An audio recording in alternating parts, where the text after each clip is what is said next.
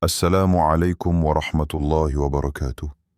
Allahumma salli ala Sayyidina Muhammad sallallahu alayhi wa sallam wa ala alihi wa ashabihi ajmaïn, que ce n'est pas une simple vidéo et ce n'est pas un simple dimanche.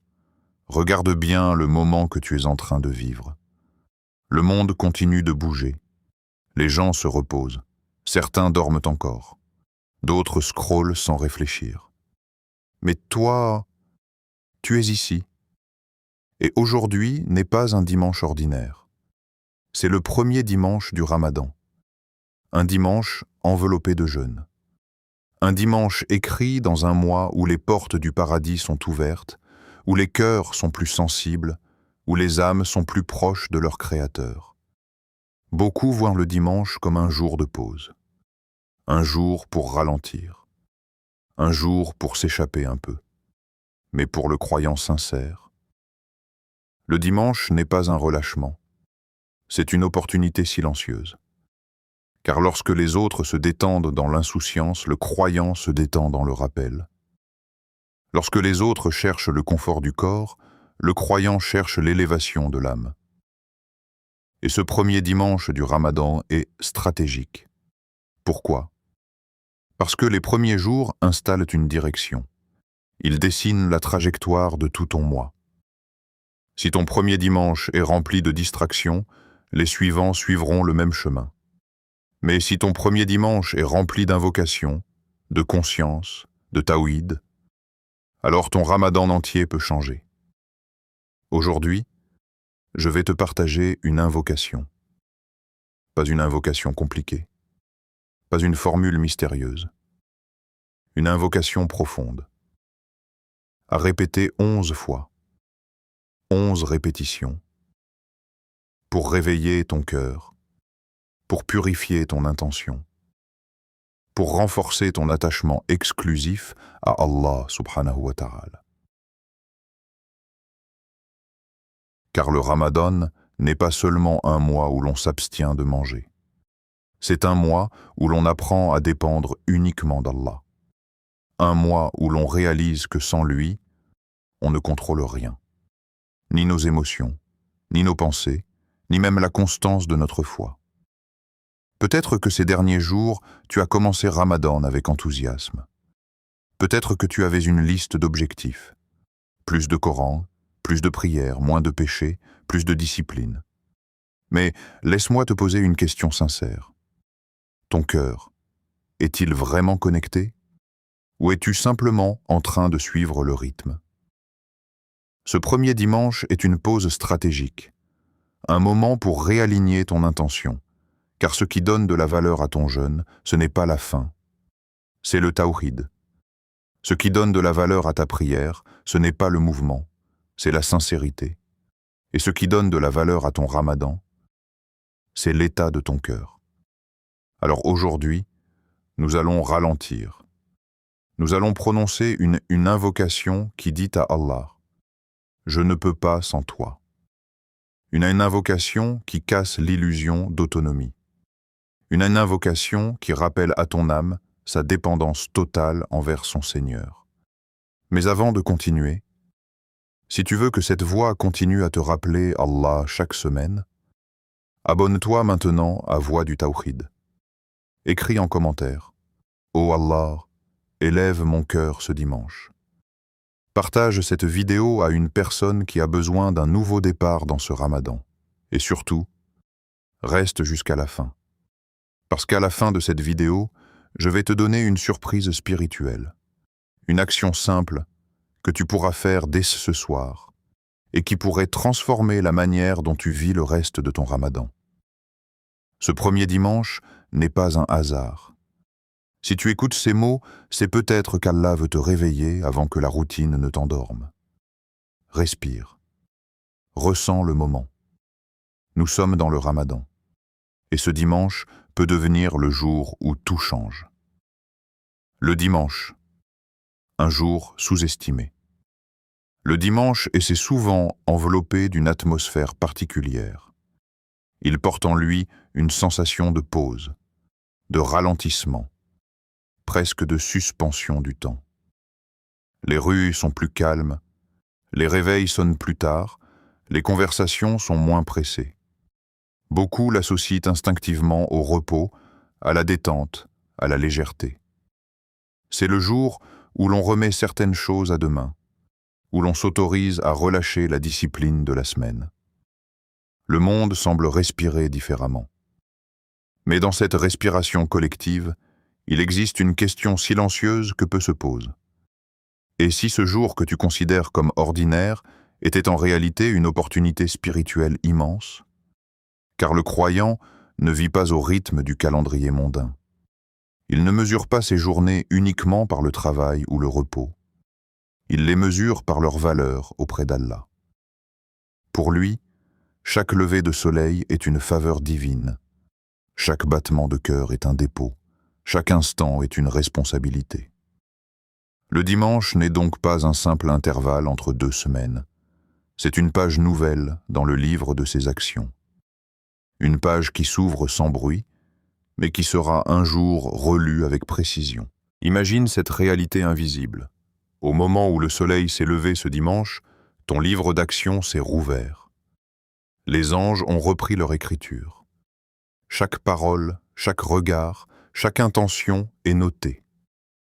Cette pensée change tout. Elle transforme un jour banal en terrain d'éternité.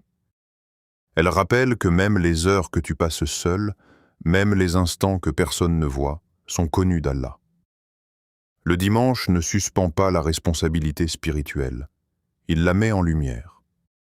Beaucoup de gens vivent le dimanche comme une échappatoire. Ils cherchent à se distraire pour oublier le poids de la semaine. Ils remplissent leurs heures de divertissement, de séries, de discussions sans profondeur. Il n'y a rien d'interdit dans le repos, mais le danger réside dans l'oubli. Lorsque le cœur se déconnecte, lorsque le rappel s'éteint, le repos devient négligence. Le croyant, lui, transforme le repos en adoration. Il se repose avec une intention pure, il se détend sans oublier celui qui lui accorde cette détente. Le dimanche peut devenir un miroir de ton état intérieur. Lorsque tu n'es pas pressé par les obligations professionnelles, lorsque personne ne t'impose un rythme, que fais-tu réellement? Vers quoi ton cœur se dirige-t-il spontanément?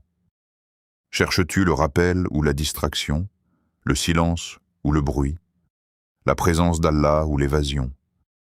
Ce jour sous-estimé révèle ta véritable priorité. Il révèle ce que tu fais lorsque personne ne t'oblige à être productif. Il expose la sincérité de ton attachement, car l'amour véritable ne prend pas de congé. Si ton cœur aime Allah, il le cherche même lorsque le monde ralentit. Le dimanche est aussi un test subtil. Les grands actes d'adoration sont parfois plus faciles que la constance dans les petits moments. Il est plus simple d'être motivé lors d'une grande nuit spirituelle que d'être constant dans un après-midi tranquille. Pourtant, c'est dans ces moments ordinaires que se construit la solidité de la foi. Ce sont les jours sans événements spectaculaires qui forgent la stabilité du cœur. Lorsque tu comprends cela, le dimanche change de couleur. Il ne devient plus un jour vide à remplir au hasard. Il devient un espace stratégique pour te reconnecter. Peut-être est-ce le moment de relire quelques versets du Coran avec méditation. Peut-être est-ce le moment de faire une introspection sincère sur tes intentions. Peut-être est-ce le moment de demander pardon pour une négligence passée. Le dimanche peut devenir un sanctuaire intérieur. Et puis, il y a cette question fondamentale. Si ce dimanche était le dernier que tu vis, comment voudrais-tu qu'il soit écrit dans ton livre d'actions? Cette pensée n'est pas destinée à créer de la peur, mais à éveiller la conscience. La vie est fragile. Les semaines se succèdent sans garantie. Le croyant intelligent ne repousse pas la réforme à plus tard. Il saisit l'instant présent. Le dimanche est souvent perçu comme une fin de semaine. Spirituellement, il peut devenir un commencement, un nouveau départ, une réinitialisation de ton intention, une opportunité de corriger une trajectoire. Il peut devenir le jour où tu décides que ta relation avec Allah ne sera plus secondaire. Le jour où tu choisis de vivre chaque instant avec conscience. Le monde banalise le dimanche. Le croyant le sacralise par son intention. Ce n'est pas le jour en lui-même qui possède une valeur particulière, mais la manière dont tu le vis. Si tu le remplis de rappels, il devient précieux. Si tu le laisses vide, il passe comme un souffle. Ton livre d'action est ouvert. La plume des anges ne s'arrête pas. Et la question demeure suspendue dans ton esprit. Que vas-tu écrire aujourd'hui? Le premier dimanche du Ramadan est stratégique. Les premiers jours du Ramadan sont comparables aux premières fondations d'un bâtiment. Ce que tu poses au départ détermine la solidité de l'ensemble. Le premier dimanche du Ramadan n'est pas simplement une date dans le calendrier, c'est un moment charnière. Il se situe au début du mois, lorsque l'élan est encore présent, lorsque l'intention est fraîche, lorsque la motivation n'a pas encore été érodée par la routine. C'est un point d'ancrage. Lorsque le Ramadan commence, beaucoup ressentent une énergie nouvelle. Les prières sont plus longues, les invocations plus fréquentes, les résolutions plus nombreuses. Mais cette intensité initiale peut diminuer si elle n'est pas structurée. Le premier dimanche agit comme un stabilisateur. Il permet de transformer l'enthousiasme en discipline, l'émotion en constance. Ce que tu installes maintenant devient ton rythme pour tout le mois. Si tu te lèves avec sérieux, si tu organises ton temps autour du rappel, si tu consacres des moments fixes au Coran, ton esprit s'habitue à cette structure. Le cœur aime la répétition. Il s'adapte aux habitudes. Si l'habitude est bonne, elle devient un allié puissant. À l'inverse, si le premier dimanche est vécu dans la négligence, dans la distraction excessive, il envoie un message subtil à ton âme. Tu peux te relâcher. Et ce relâchement peut s'étendre progressivement. Le Ramadan ne se perd pas en un jour, mais en petites négligences répétées. Le premier dimanche est stratégique parce qu'il arrive très tôt. Il te donne l'occasion de corriger immédiatement ce qui doit l'être. Peut-être as-tu commencé Ramadan avec une intention sincère, mais déjà tu sens une baisse d'intensité. Peut-être que certaines résolutions n'ont pas été tenues. Ce dimanche est l'occasion de réaligner ton cœur sans attendre la moitié du mois. Il y a une sagesse profonde dans le fait d'agir tôt. Plus tu corriges rapidement une trajectoire, moins il est difficile de revenir sur le bon chemin. Spirituellement, c'est la même chose. Ne laisse pas s'installer une routine médiocre. Ne te contente pas d'un Ramadan superficiel. Le premier dimanche est comme un rappel divin. Renforce ta base maintenant. Si tu remplis ton premier dimanche de rappel, Allah facilite les suivants. Cette facilitation n'est pas magique, elle est le fruit de la cohérence. Lorsque tu montres à Allah que tu prends ton adoration au sérieux, il ouvre des portes. Il allège certaines difficultés. Il met de la baraka dans ton temps. Tu commences à ressentir une douceur dans la constance. Ce dimanche peut devenir le jour où tu définis un engagement clair. Une quantité précise de Coran chaque jour, un moment fixe pour l'invocation, une habitude de dhikr régulière. En fixant ces repères maintenant, tu crées un cadre stable pour les semaines à venir. Le Ramadan n'est pas un sprint émotionnel. C'est un voyage progressif vers la purification. Et tout voyage nécessite une direction claire dès le départ. Le premier dimanche est un point de calibration. Il te permet de t'assurer que ton cœur avance dans la bonne direction. Il y a aussi une dimension psychologique importante. Lorsque tu réussis à vivre ce premier dimanche avec sérieux et profondeur, tu renforces ta confiance spirituelle. Tu te prouves à toi-même que tu es capable de discipline. Cette confiance nourrit la constance. Elle te donne l'élan nécessaire pour continuer. Le premier dimanche du Ramadan est stratégique parce qu'il détermine le ton. Il peut être un simple jour de jeûne supplémentaire, ou il peut devenir un pilier invisible sur lequel reposera tout ton moi. Tout dépend de la conscience avec laquelle tu le vis. Ce que tu installes aujourd'hui deviendra ton rythme, et ton rythme déterminera la qualité de ton ramadan. Le danger de l'habitude. Au début du ramadan, il y a une étincelle, une énergie presque palpable. Les premières nuits sont chargées d'émotions. Les mosquées se remplissent, les voix tremblent dans les invocations. Le Coran est ouvert avec respect, parfois avec des larmes. On ressent une urgence. On se dit « cette année sera différente ». On fait des listes, on fixe des objectifs, on promet de ne pas retomber dans les mêmes erreurs. Puis les jours passent. Le corps s'habitue au jeûne. La faim n'est plus une surprise. La fatigue devient normale. L'intensité du début commence à se stabiliser. Et dans cette stabilisation se cache un danger subtil, l'habitude. L'habitude n'est pas mauvaise en soi. Elle peut être une force lorsqu'elle est dirigée vers le bien. Mais elle devient un piège lorsqu'elle transforme l'adoration en routine mécanique. Lorsque les gestes restent, mais que la présence du cœur diminue. Lorsque la langue récite, mais que l'âme ne vibre plus. C'est là que commence le véritable test. Au début, la motivation porte l'effort. Mais la motivation est émotionnelle. Elle fluctue, elle monte et descend. Si ta foi dépend uniquement de ton émotion, elle s'affaiblira avec le temps. Le ramadan n'est pas un feu d'artifice spirituel, c'est une construction intérieure. Et la construction demande constance. Après quelques jours de jeûne, le cœur peut se relâcher sans que tu t'en rendes compte. Tu accomplis toujours la prière, mais plus rapidement. Tu lis encore le Coran, mais sans méditation. Tu fais des invocations, mais ton esprit est ailleurs. Tout semble correct extérieurement, mais intérieurement, l'intensité diminue. Le danger de l'habitude est silencieux.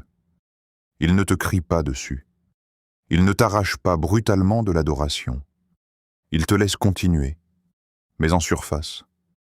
Et le ramadan peut passer ainsi. Correct, mais pas transformateur. Acceptable, mais pas exceptionnel. Pourquoi cela arrive-t-il? Parce que l'âme humaine cherche le confort. Même dans l'adoration, elle peut rechercher la facilité. Elle veut accomplir le minimum requis, éviter l'effort supplémentaire, maintenir une zone confortable. Or, la purification demande une certaine tension spirituelle, une vigilance constante. Lorsque tu ressens que l'intensité baisse, ce n'est pas un signe d'échec. C'est un signal d'alerte. C'est une invitation à réagir. Le croyant conscient ne se décourage pas face à la baisse de motivation. Il l'analyse. Il se demande « Pourquoi mon cœur s'est-il alourdi? Pourquoi la douceur du début s'est-elle atténuée? Peut-être as-tu laissé entrer trop de distractions. Peut-être que ton temps d'écran a augmenté. Peut-être que tes conversations sont devenues plus légères. Peut-être que ton sommeil désorganisé affecte ton énergie spirituelle. Le cœur est sensible. Il est influencé par ce que tu regardes, ce que tu écoutes, ce que tu consommes. Raviver la flamme demande intention et action.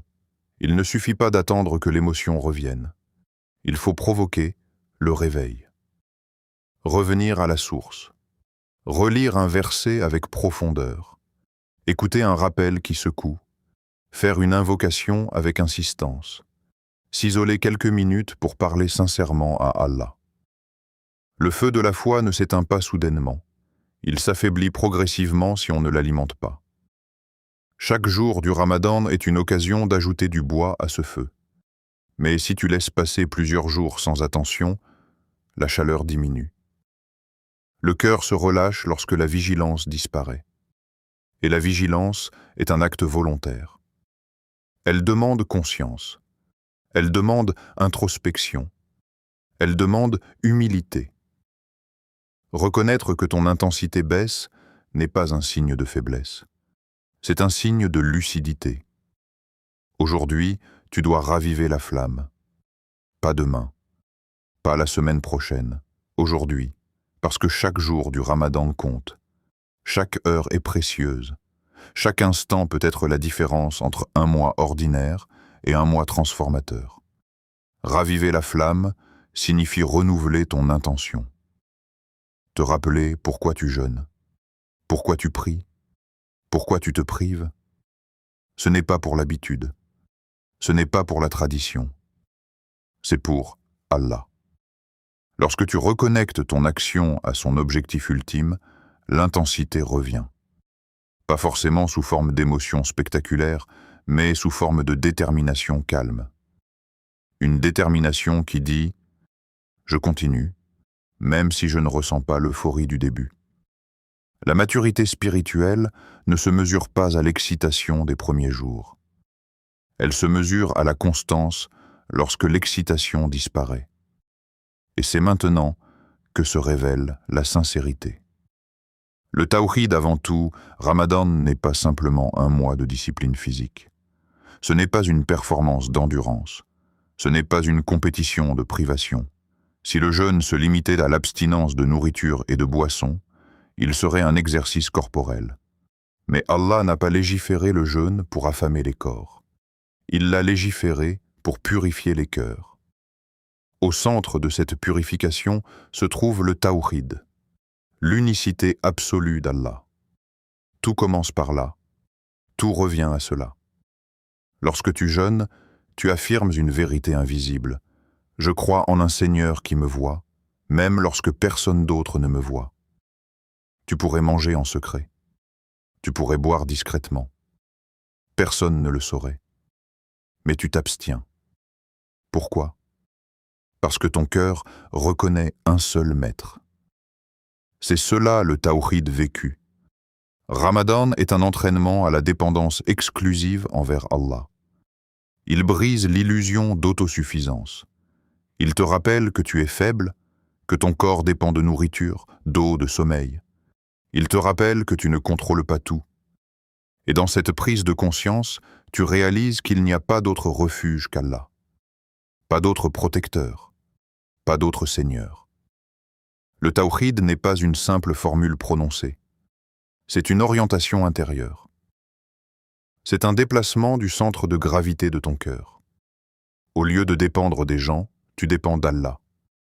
Au lieu de chercher la validation des créatures, tu cherches l'agrément du Créateur. Ramadan expose les attaches cachées. Il révèle ce que ton cœur adore réellement. Certains découvrent qu'ils sont dépendants de leurs habitudes. D'autres réalisent qu'ils sont attachés au regard des autres. D'autres encore constatent que leur sécurité repose sur des moyens matériels. Le tawhid purifie ces attaches. Il te rappelle que les moyens ne sont que des moyens, que la source réelle de toute chose est Allah, que la protection vient de lui, que la subsistance vient de lui, que la guérison vient de lui, que la guidance vient de lui. Lorsque tu intègres cela profondément, ton Ramadan change. Il ne devient plus un simple calendrier d'actes, mais un voyage vers l'unification intérieure. Tes peurs diminuent, car tu sais que ton protecteur est unique. Tes attentes envers les gens s'allègent, car tu sais que ton Seigneur suffit. Tout commence par l'unicité. Sans tawhid, les actes perdent leur âme. Ils deviennent des gestes extérieurs. Avec le tawhid, chaque acte prend une dimension éternelle. Une prière accomplie avec conscience de l'unicité est différente d'une prière accomplie par habitude. Une invocation prononcée avec certitude est différente d'une invocation mécanique. Ramadan est le mois idéal pour renforcer ce pilier central, pour méditer sur les noms d'Allah, pour réfléchir à sa miséricorde, à sa puissance, à sa sagesse, pour comprendre que rien n'échappe à son contrôle. Le tawhid apporte la paix intérieure, parce qu'il simplifie ton univers. Il n'y a qu'un seul maître, une seule source ultime, une seule direction. Cette simplicité libère le cœur du chaos. Lorsque tu affrontes une épreuve pendant Ramadan, le tawhid te stabilise. Tu ne t'effondres pas, car tu sais que ton Seigneur est sage. Lorsque tu ressens une faiblesse, le tawhid te relève. Tu ne désespères pas, car tu sais que sa miséricorde est immense. Tout commence par l'unicité, et tout se renforce par elle. Ramadan est l'école du tawhid vécu, une école où chaque jour est une leçon de dépendance, de sincérité et de confiance absolue en Allah. L'invocation du dimanche. Aujourd'hui, dans le calme particulier de ce dimanche du Ramadan, je veux que tu t'arrêtes réellement, pas simplement physiquement, intérieurement, que tu fasses silence en toi quelques instants, que tu laisses de côté le bruit du monde, les notifications, les pensées dispersées, les préoccupations secondaires. Parce que l'invocation que je vais te proposer n'est pas une phrase à réciter mécaniquement. C'est un cri du cœur, une déclaration de dépendance, une reconnaissance profonde de ta fragilité devant la grandeur d'Allah. Répète avec présence, lentement, consciemment. Ya Hayyu Ya Qayyum, bi rahmatika astaghith, aslih li sha'ni kulla, wa la takilni ila nafsi tarfata ayn. Ces smots ne sont pas ordinaires. Ils contiennent une concentration de sens immense. Ils commencent par deux noms parmi les plus puissants d'Allah. Al-Hayy, le vivant, celui dont la vie est parfaite, éternelle, sans début ni fin, sans faiblesse ni interruption. Et Al-Qayyum, celui qui subsiste par lui-même et qui fait subsister toute chose. Celui dont dépend chaque atome de l'univers. Celui sans qui rien ne tient, rien ne respire, rien n'existe. Lorsque tu dis « Ya Hayyu Ya Qayyum », tu ne prononces pas simplement des syllabes. Tu appelles celui qui est la source même de ta vie. Tu reconnais que ton souffle, en cet instant même, est soutenu par sa volonté. Tu reconnais que ton cœur bat parce qu'il le permet, que tes yeux voient parce qu'il le veut. Cette conscience transforme la manière dont tu récites, puis tu dis « Bi Ramatika Astaghith ». C'est par ta miséricorde que je cherche secours. Pas par mes compétences, pas par ma force, pas par mon intelligence, par ta miséricorde. Cela signifie que même ton appel vers Allah est une faveur qu'il t'accorde. Tu ne demandes pas en revendiquant un droit, tu demandes en implorant une miséricorde. Le dimanche est un jour où beaucoup se sentent autonomes. On gère ses horaires librement. On organise son temps comme on le souhaite. Il y a une illusion subtile d'indépendance. Et c'est précisément pour cela que cette invocation est puissante ce jour-là. Elle brise cette illusion. Elle te rappelle que tu n'es jamais autosuffisant. Lorsque tu dis « Aslih li sha'ni kullar » améliore toute ma situation, tu ne demandes pas seulement la résolution d'un problème précis, tu demandes une réforme globale. Tu confies à Allah tous les domaines de ta vie, ton cœur, ta foi, tes relations, ton travail, tes projets, tes faiblesses cachées. Tu reconnais que même ce que tu crois maîtriser a besoin d'être rectifié. Et ensuite vient la phrase qui bouleverse profondément celui qui la comprend. Wala takilni ila nafsi tarfata ayn. Ne me laisse pas à moi-même, ne serait-ce que le temps d'un clignement d'œil. Un clignement d'œil, une fraction de seconde. Tu demandes à Allah de ne jamais te laisser seul face à toi-même. Pourquoi ? Parce que l'âme humaine est instable, elle est influençable, elle est capable de grandeur comme de chute. Si Allah te laisse à ton ego, à tes impulsions, à tes désirs, même brièvement, tu es vulnérable. Cette partie de l'invocation est une confession. Elle dit « Je ne me fais pas confiance sans toi ». Elle détruit l'orgueil subtil. Elle te place dans une posture d'humilité constante. Elle t'enseigne que la rectitude n'est pas le fruit de ta seule volonté, mais une faveur divine. Le dimanche, précisément parce qu'il est calme, est un moment idéal pour intégrer cette conscience. Tu as plus de temps, moins de pression extérieure. C'est l'occasion d'approfondir ton lien avec Allah, de faire de cette invocation un moment de dialogue réel. Pas une récitation rapide entre deux activités, mais une supplication qui engage ton être entier. Lorsque tu répètes ces mots avec présence, quelque chose se produit intérieurement. Tu ressens un apaisement, non pas parce que tous tes problèmes disparaissent instantanément, mais parce que tu les as confiés à celui qui contrôle toutes choses. Tu déposes ton fardeau. Tu reconnais ta dépendance. Tu t'ancres dans le tawhid. Cette invocation est un antidote contre l'arrogance silencieuse.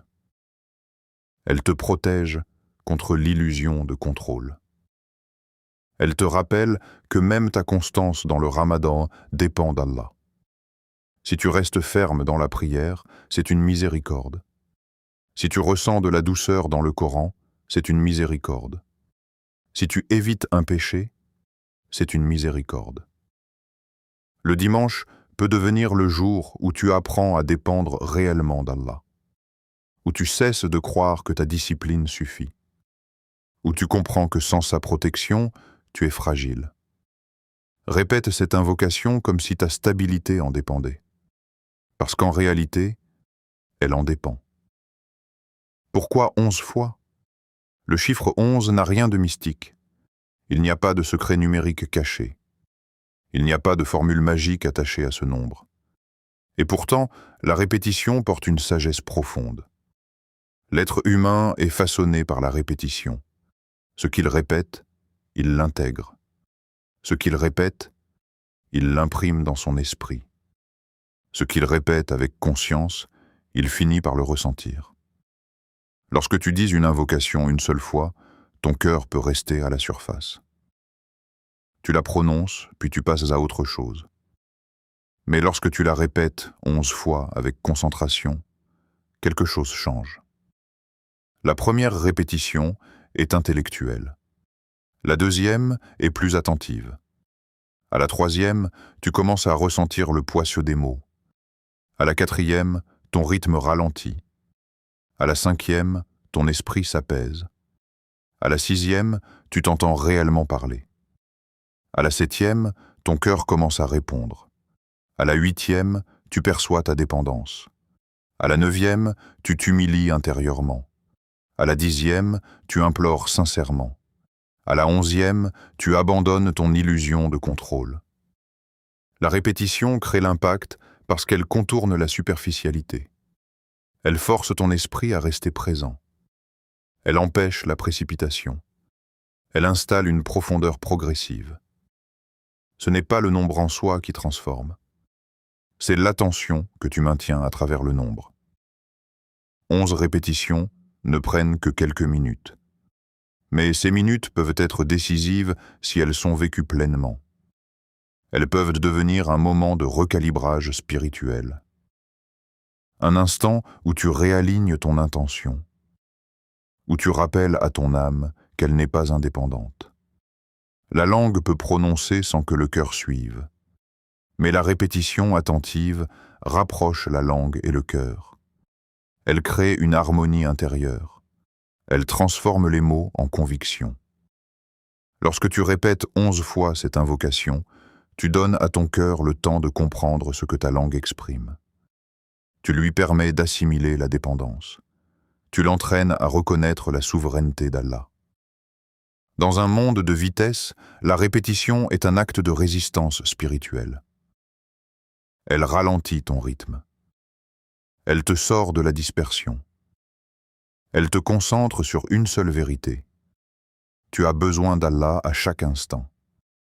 Et plus tu répètes avec présence, plus cette vérité s'enracine.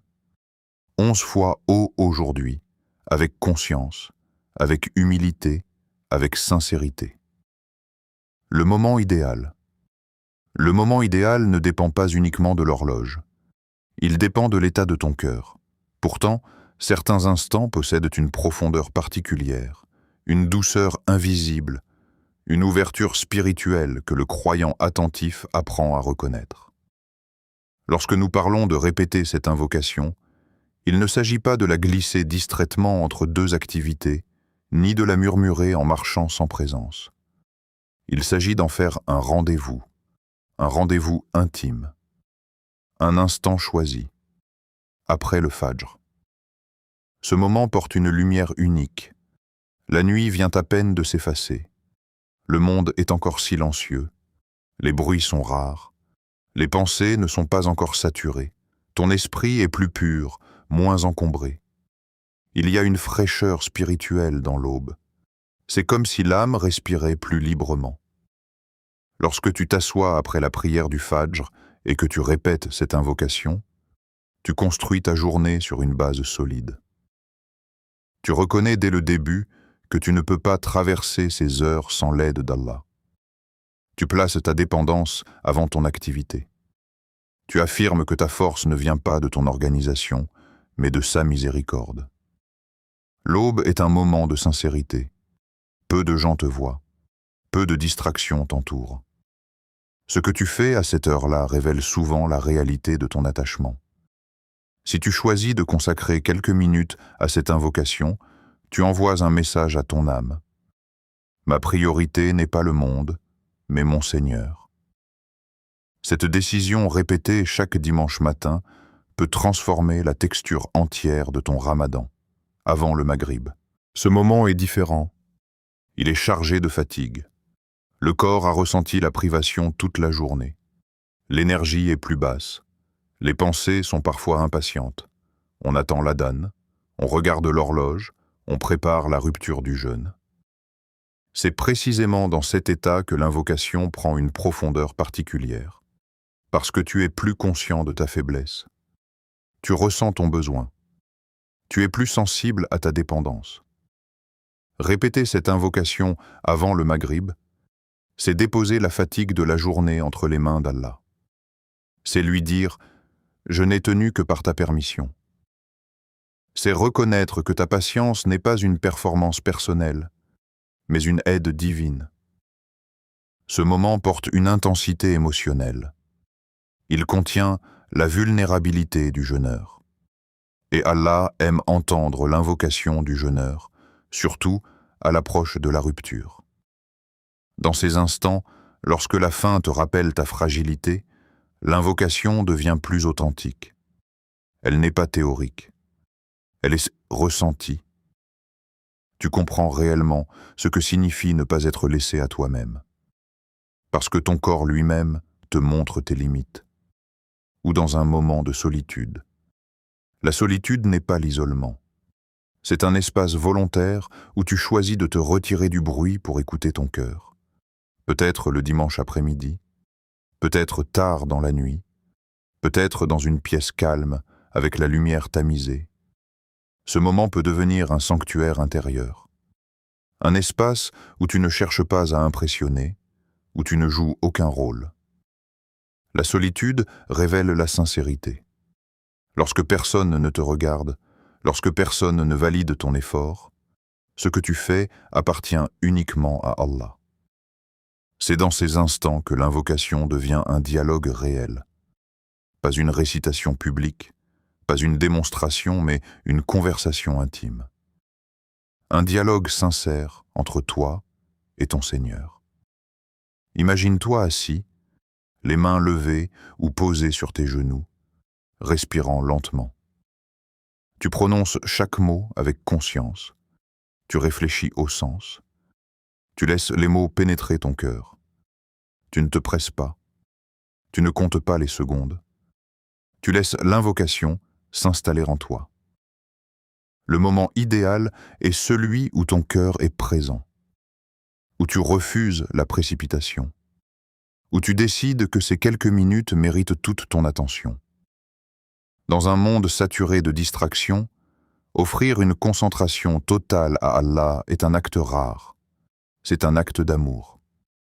Choisir un moment fixe chaque dimanche crée une stabilité. Cela transforme l'invocation en rendez-vous régulier. Et les rendez-vous réguliers renforcent les relations. Ta relation avec Allah se nourrit de ces instants constants. Elle se renforce par ces dialogues répétés. Le moment idéal est celui que tu protèges, celui que tu respectes, celui que tu considères comme précieux. Et lorsque tu répètes cette invocation dans un tel moment, elle cesse d'être une simple phrase. Elle devient une rencontre. Ce qu'Allah peut changer. Nous passons une grande partie de notre vie à vouloir changer les circonstances. Nous voulons que les problèmes disparaissent, que les situations s'améliorent, que les obstacles se lèvent. Nous demandons la facilité, la réussite, la stabilité. Et il n'y a rien de mal à cela, mais parfois, nous oublions une réalité fondamentale. Le changement le plus profond ne se produit pas toujours à l'extérieur. Peut-être que ton problème n'est pas extérieur. Peut-être que ce qui doit changer n'est pas ta situation, mais ta perception, pas ton environnement, mais ton cœur, pas les gens autour de toi, mais ton regard sur eux. Nous pensons souvent que si telle difficulté disparaissait, nous serions en paix. Si telle personne changeait, nous serions apaisés. Si telle opportunité se présentait, nous serions satisfaits. Mais combien de fois avons-nous obtenu ce que nous désirions sans ressentir une véritable transformation intérieure? Le cœur est le centre. Il est le point d'origine de tes réactions, de tes émotions, de tes décisions. Si le cœur est troublé, même une situation favorable peut sembler lourde. Si le cœur est apaisé, même une épreuve peut être vécue avec stabilité. Lorsque tu dis dans l'invocation « Améliore toute ma situation », tu inclus ton cœur. Tu demandes à Allah de rectifier ce qui est caché. Tu demandes une réforme intérieure. Et c'est là que réside la véritable puissance. Quand Allah réforme le cœur, la vie entière change. Un cœur réformé voit différemment. Il ne réagit plus impulsivement. Il ne s'effondre pas au premier obstacle. Il ne s'enflamme pas au moindre conflit. Il devient plus patient, plus confiant, plus lucide. Un cœur réformé relativise les difficultés. Il comprend que les épreuves ne sont pas des punitions aveugles, mais des occasions de croissance.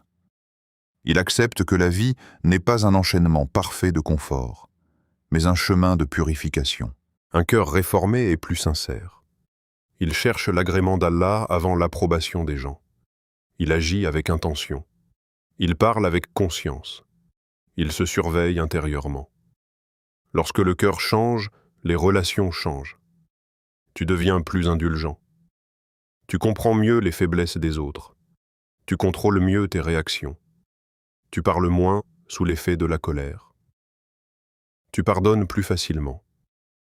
Lorsque le cœur change, la manière de vivre le Ramadan change aussi. Le jeûne n'est plus une contrainte. Il devient un honneur. La prière n'est plus une obligation lourde. Elle devient un refuge. Le Coran n'est plus un texte à terminer. Il devient une lumière à méditer. Allah est capable de transformer une personne de l'intérieur en profondeur. Pas seulement d'améliorer sa situation matérielle, mais de lui accorder une stabilité intérieure. Et cette stabilité est plus précieuse que beaucoup de choses extérieures. Peut-être que tu attends un changement spectaculaire. Mais parfois, le changement le plus puissant est invisible aux yeux des autres. C'est une paix nouvelle, une confiance silencieuse, une clarté dans les décisions, une douceur dans les réactions. Lorsque le cœur est réformé, même les épreuves prennent un sens différent. Elles ne sont plus perçues comme des catastrophes, mais comme des passages. Elles ne brisent pas, elles façonnent. Allah peut changer ce que tu ne parviens pas à changer seul. Il peut purifier une intention. Il peut apaiser une anxiété. Il peut guérir une blessure intérieure. Il peut redonner espoir là où tu ne voyais plus de lumière. Et tout cela commence par une demande sincère. Peut-être que ton problème n'est pas extérieur. Peut-être que ce qui doit changer, c'est ton cœur. Et lorsque le cœur change sous la guidance d'Allah, la vie entière s'aligne différemment. Et si c'était ton dernier Ramadan? Il y a une question que nous évitons souvent. Une question que nous repoussons parce qu'elle dérange notre confort. Elle ne s'impose pas avec bruit. Elle ne frappe pas à la porte avec violence. Elle se glisse doucement dans l'esprit, puis disparaît lorsque nous la chassons, Et si c'était ton dernier Ramadan? Nous faisons des plans. Nous parlons de l'année prochaine. Nous imaginons le prochain Ramadan comme une certitude. Nous disons, l'an prochain, je serai plus discipliné. L'an prochain, je mémoriserai davantage. L'an prochain, je serai plus concentré dans mes prières. Mais sommes-nous sûrs d'atteindre le prochain? Chaque année, des personnes qui ont jeûné avec nous ne sont plus là. Elles avaient des projets. Elles avaient des intentions. Elles pensaient aussi qu'il leur restait du temps. Et pourtant, leur livre d'action s'est refermé. Le Ramadan n'est pas garanti. Il est accordé. Ce premier dimanche du Ramadan que tu vis aujourd'hui est une faveur, un privilège, une opportunité que beaucoup auraient voulu avoir une dernière fois. Une seule journée supplémentaire pour se repentir. Une seule prière de plus. Une seule invocation sincère. Lorsque tu regardes ce dimanche avec cette conscience, il change de dimension. Il cesse d'être un simple jour dans un calendrier religieux. Il devient une chance irrépétable. Si c'était ton dernier Ramadan, comment le vivrais-tu? Serais-tu distrait? Serais-tu négligent? Reporterais-tu encore la réforme de ton cœur? Ou chercherais-tu chaque instant comme un trésor? Cette pensée n'est pas destinée à t'angoisser. Elle est destinée à t'éveiller, à briser la routine, à secouer l'illusion du « j'ai encore du temps ». Parce que la vérité est simple. Personne ne possède la garantie du prochain Ramadan. Le premier dimanche est stratégique parce qu'il se situe au début. Il te donne encore tout le mois devant toi. Il te donne la possibilité de corriger ton intention maintenant. Pas à la 27e nuit, pas à la dernière semaine. Maintenant. Ne laisse pas ce jour passer comme un jour ordinaire. Ne le remplis pas seulement d'activités automatiques. Ne le laisse pas être englouti par les distractions. Transforme-le en jour d'élévation. Comment? En étant conscient, en étant sincère, en étant présent. Peut-être que tu ne peux pas passer la journée entière en adoration. Peut-être que tu as des responsabilités, des obligations. Mais l'élévation ne dépend pas uniquement de la quantité d'actes. Elle dépend de la qualité de l'intention. Tu peux transformer ce dimanche par une seule décision sincère. Une décision de revenir vers Allah avec vérité. Une décision de cesser un péché caché. Une décision de pardonner. Une décision d'être plus attentif dans ta prière.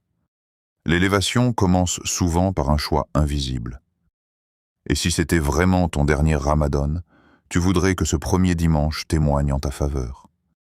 Tu voudrais qu'il soit écrit comme un jour où tu as réfléchi profondément. Un jour où tu as ravivé la flamme. Un jour où tu as prononcé une invocation avec sincérité. La mort n'est pas une menace lointaine. Elle est une certitude dont la date est inconnue. Et le croyant intelligent ne vit pas dans la peur constante, mais dans la conscience constante. Il agit aujourd'hui comme si demain n'était pas garanti, tout en espérant la miséricorde d'Allah. Ce premier dimanche est une opportunité rare. Une opportunité d'aligner ton cœur, de renforcer ton tawhid, de purifier ton intention. Ne le traite pas comme un simple intervalle entre 2 semaines. Traite-le comme une page décisive de ton histoire avec Allah. Ô Allah, en ce premier dimanche du Ramadan, nous nous présentons devant toi avec nos faiblesses visibles et invisibles. Nous reconnaissons que nous avons commencé ce mois avec des intentions, mais nous savons que seule ta miséricorde peut nous permettre de les accomplir. Purifie nos intentions. Ô Allah, nettoie nos cœurs de l'ostentation. Protège-nous du désir d'être vus, admirés, validés par les créatures. Fais que nos actes soient exclusivement pour toi. Que notre jeûne ne soit pas une habitude sociale, mais une adoration sincère. Renforce notre tawhid. Fais que nous te reconnaissions comme notre unique refuge. Lorsque nous avons peur, rappelle-nous que tu es le protecteur. Lorsque nous sommes perdus, rappelle-nous que tu es le guide. Lorsque nous sommes faibles, rappelle-nous que tu es le fort. Éloigne de nos cœurs la négligence. Ne permets pas que ce Ramadan passe sans transformation. Ne permets pas que nos journées soient vides de conscience.